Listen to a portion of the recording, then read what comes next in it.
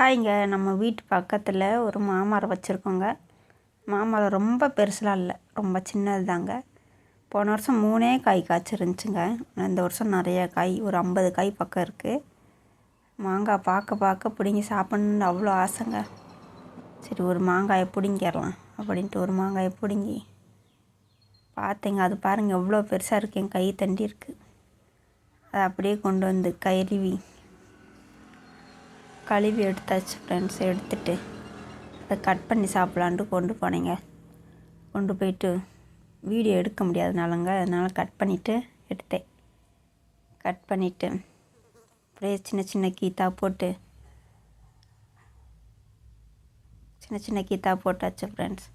போட்டுட்டு அப்படியே உப்பு, நான் வந்து எப்போவுமே சாம்பார் தூள் தாங்க போடுவேன். சாம்பார் தூள் நல்லாயிருக்கும், நீங்களும் வேணால் ட்ரை பண்ணி பாருங்கள்.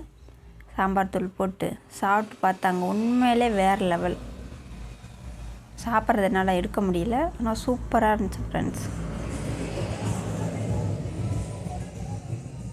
மாங்காய் நல்ல இனிப்புங்க, ஆனால் செம்மையாக இருந்துச்சு. Okay friends, thank you. இந்த வீடியோ உங்களுக்கு பிடிச்சிருந்தா லைக் பண்ணுங்கள்.